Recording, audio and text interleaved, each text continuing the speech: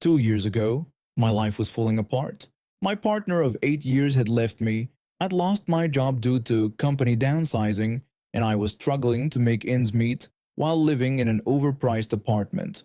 The anxiety and depression I'd managed to keep at bay for years came crashing back like a tidal wave. I could barely get out of bed most days, let alone deal with the mounting bills and responsibilities. That's when everything got exponentially worse. I was checking my email one morning when I noticed a confirmation for an iPhone purchase I never made. At first, I thought it was just spam, but then I saw another email for a MacBook Pro purchase. My heart started racing as I logged into my accounts. There they were, thousands of dollars in charges I hadn't made. I immediately called my bank. I explained to them that I was seeing fraudulent charges on my account and needed to report identity theft. The bank representative asked me to verify the last 4 digits of my social security number, which I provided. After checking my account, they mentioned seeing several large purchases in the last 24 hours and asked if I had lost my card recently. I told them I still had my card with me and that someone must have stolen my identity. That was just the beginning. Over the next few weeks, I discovered new credit cards opened in my name, bank accounts I never created, and even a car rental agreement I knew nothing about. Each day brought a new horror. I went to the police station to file a report. When I explained to the officer that someone had stolen my identity, they asked me to elaborate. I told them about the multiple accounts that had been opened and the thousands in purchases made. The officer's response was discouraging. They said they could take a report, but there wasn't much they could do since these cases were hard to trace.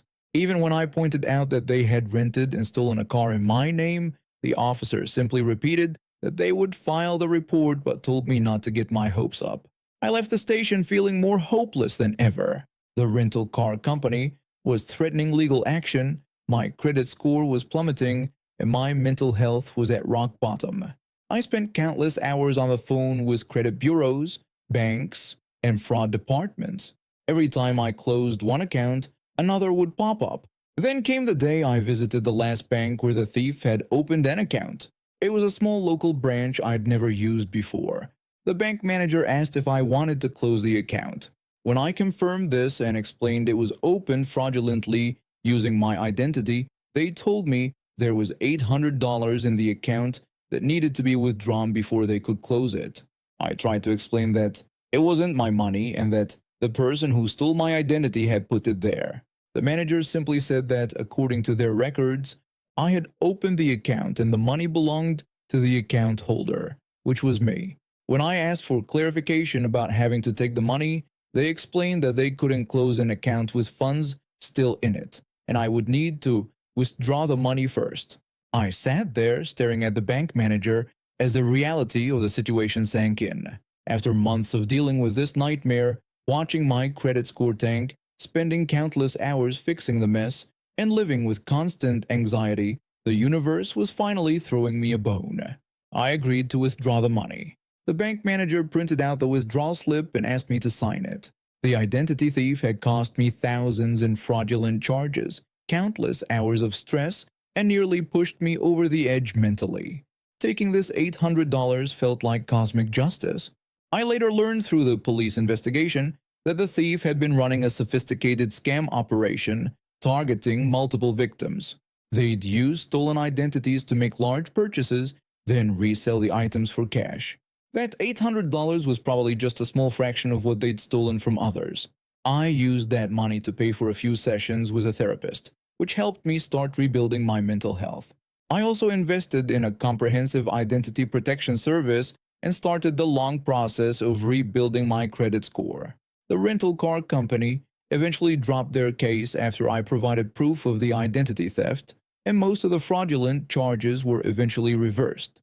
But I'll never forget the overwhelming feeling of violation and helplessness during those months of dealing with the theft. At least I got a small victory in the end, and it was completely legal according to the bank's own rules. I was always a stubborn kid, especially when I knew I was right. Growing up in a government engineers colony, where my dad worked at the thermal power plant, taught me early on that you had to stand up for yourself.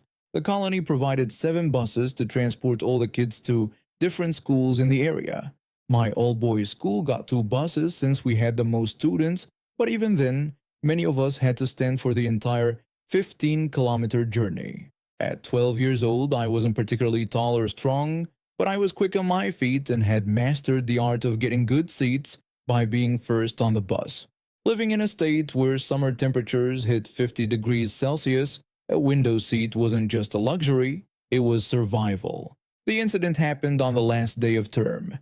Everyone was excited about the upcoming vacation, and I had just aced my final exam. I sprinted across the school field, probably around 500 meters, to be first on the bus. The victory was sweet. Front window seat, all mine. I settled in, enjoying the breeze as we drove to our next stop. That's where she got on. The entitled daughter who attended a different school with her mother, who was a teacher there. They were the only two people from their school who used our buses since they didn't have their own designated transport. I'd seen them before but never had any direct interaction. That was about to change. The daughter spotted me and immediately ordered me to get up. When I asked her why, she just repeated her demand more forcefully. I simply refused. Her mother, hearing the commotion, stepped onto the bus and demanded to know why I was still sitting after her daughter had told me to move. I explained that it was my seat and that I had run across an entire field to get it, suggesting they ask someone else instead. Of course, they wouldn't dare ask any of the older boys in the back for their seats. The 12th standard students were much more intimidating than a small kid like me. They thought I'd be an easy target. The mother then tried to intimidate me by asking for my father's name. I challenged her, asking if she wanted to complain and stating that I wouldn't move regardless. That's when things got physical. The entitled mom grabbed my arm and tried to yank me out of the seat. What she didn't expect was my response. I had an effective defense mechanism that I developed over years of dealing with bullies. I pinched her palm hard, right in the fleshy part that really hurts. She let go immediately, looking at me like I'd committed some terrible crime. The rest of the bus ride was tense. The entitled mom kept shooting me death glares while whispering to her daughter. I could hear them planning to report me to everyone they could think of. True to their word, they launched a full-scale complaint campaign. They went to my dad, the entitled mom's husband, who was also a power plant employee, my school principal, and the bus committee. They painted me as this violent, unruly child who had assaulted an adult. What they hadn't counted on was the support I get from the other students, especially the 12th standard boys. When the bus committee investigated, multiple seniors came forward to testify. They described how the entitled mom and daughter regularly tried to bully younger students out of their seats, how they'd seen the mom grab my arm first, and how I had only defended myself. The bus committee's decision was swift and satisfying. Not only did they rule in my favor, but they also banned both the entitled mom and daughter from using either of our school buses permanently. They had to arrange their own transportation from then on. The entitled mom tried to appeal the decision, claiming they had no other way to get to school. The committee head's response was perfect, pointing out that she had chosen to teach at a different school, knowing transportation wasn't provided. He emphasized that their buses were for their school students only, and her attempt to physically remove a child from his seat had demonstrated that she couldn't be trusted with their students' safety. After that, I never saw them on our buses again. The entitled mom had to start driving her daughter to school every day, which I heard wasn't cheap given the fuel prices. Every time I saw them around the colony, they would quickly walk the other way. After graduating with my biology degree and finding the job market completely saturated in my area, I had to make ends meet somehow. 4 days a week, 6 hours a day, I stand at my register scanning items and making small talk with customers. It's monotonous work, but mostly peaceful. Well, except for that one incident a couple weeks ago. It was an unusually busy day, the kind where you barely have time to breathe between customers. I'd been going non-stop for 2 hours when I finally got a brief 5-minute break in the rush. That's when she appeared. This middle-aged woman with perfectly styled hair and fancy clothes that probably cost more than my weekly paycheck. I greeted her with my usual welcome and asked about her bag preference. She just grunted in response and started unloading her cart. It was mostly produce, lots of organic vegetables and fancy fruits. I'd rather scan those any day over some of the weird things customers bring through my line. Everything was going fine until I reached for the grapes. That's when I saw it, a huge brown spider nestled right in the middle of the bag. Now, I need to explain something about me and spiders. When I was 8, during a family bike ride through a nature trail, a spider bit me. My parents initially dismissed it as a mosquito bite, but over the next few days, my arm swelled up into a hard lump the size of a softball. I still remember the panic in my mom's voice when she finally noticed how bad it had gotten and rushed me to the emergency room. Ever since then, spiders have been my absolute worst fear. I can handle any other bug, but spiders, they completely paralyze me. So when I saw that 8-legged monster in the grapes, I couldn't help letting out a strangled yelp and jumping back from the register. Thankfully, my bagger, this sweet high school kid, noticed my reaction and immediately came around to help. I apologized and explained about the spider in the grapes, asking if he could remove it. The bagger kindly agreed and offered to get a fresh bag for the customer. As soon as he walked away, the woman's entire demeanor changed. She started mocking me about freaking out over just a spider. When I tried to explain my phobia, she cut me off, ridiculing me for needing a teenage boy to rescue me from what she called an itsy-bitsy spider. I tried to explain that I understood it might seem silly, but she wouldn't let me finish. She kept berating me, calling me pathetic, and telling me to just get over it, insisting the spider was barely the size of a pea. I could only stand there trying to maintain my professional smile while she continued her tirade, bragging about how she had carried the bag all the way through the store, despite being scared of spiders herself, and how I should have just dealt with it for 5 seconds. The moment the bagger returned with fresh grapes, her personality completely changed. She switched to a sweet voice and praised him for being such a nice young man. That's when I decided enough was enough. In our store, we have 2 ways to ring up items, by count or by weight. Grapes are priced by weight at $3.99 per pound. When I placed the new bag on the scale, I may have accidentally rested my thumb on the edge. Somehow those 2 pounds and 7 ounces of grapes mysteriously became 4 pounds and 2 ounces. She had such a massive order that the extra pound and a half didn't stand out in her total. She paid without even looking at the receipt and left with her nose in the air, probably feeling very pleased with herself for putting the pathetic cashier in her place.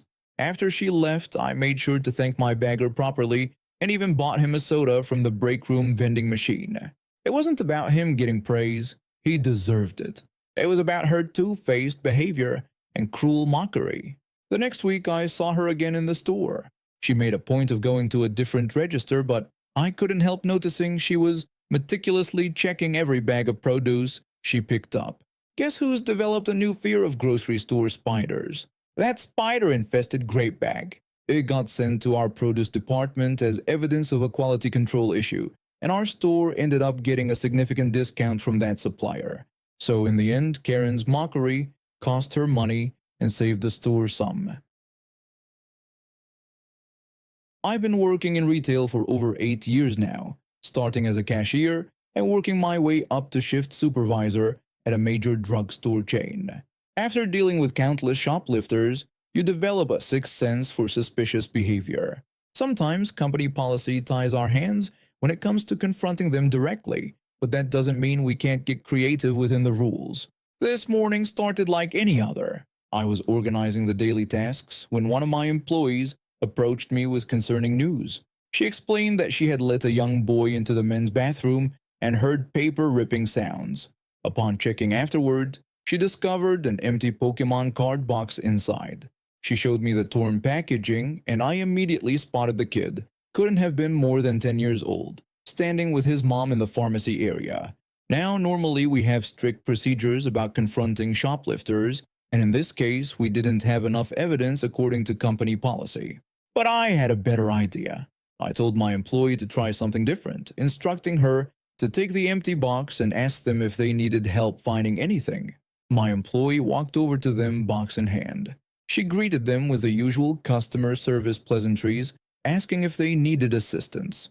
The kid's reaction was immediate and telling. He practically jumped out of his skin. He stammered out a rushed response, insisting they were fine and didn't need anything. His voice was shaking so bad, you'd think he'd seen a ghost. That's when I noticed his mom was on her phone with what sounded like an insurance company. Anyone who works in pharmacy knows that means they'll be here for a while. I grabbed our security announcement remote and the empty Pokemon card box. Part of my morning duties included doing inventory counts throughout the store, so I had the perfect excuse to keep walking past them. Every time I passed by, I'd make sure to fiddle with the box, sometimes spinning it on my finger, always keeping it visible. I'd wait until I was right next to them before pressing the security announcement button. Each time the message played, the kid would freeze up like a deer in headlights. After about an hour, the boy started whining to his mom about being bored and repeatedly asking when they could leave. His mom, still preoccupied with her phone call, handed him some money and told him to buy himself some snacks while she sorted things out. I quickly went to our front cashier and handed them a Pokemon toy to place on the counter. When the boy came to check out, the cashier casually picked up the toy and asked if it belonged to him. The boy managed only a shaky negative response. According to my cashier, the kid turned ghost white at just hearing the word Pokemon. He practically ran back to his mom, snacks in hand. He kept pleading with her to leave, but she told him to sit down and eat his snacks while she finished her call. The kid spent the next hour trying to make himself invisible whenever I walked by. He'd duck behind shelves, pretend to be deeply interested in reading labels, anything to avoid eye contact. Finally, after 2 hours, his mom's prescription issue was resolved. The boy practically sprinted to the exit, while his mom took her time gathering her things and checking her receipt. When she questioned his rush, he mumbled something about wanting to go home. Just as they were about to leave, I made one final pass by them with the empty box. The boy's mom noticed it and asked what I was holding. I casually explained it was an empty Pokemon card package found in the men's bathroom earlier, adding that someone must have stolen the cards. The mom looked at her son and I saw her grab his arm and march him back into the store. In a stern voice, she demanded he empty his pockets. The cards came tumbling out. I've never seen a mom so angry, or a kid so ashamed. She made him apologize to every employee in the store, paid for the cards, and I overheard her grounding him for a month.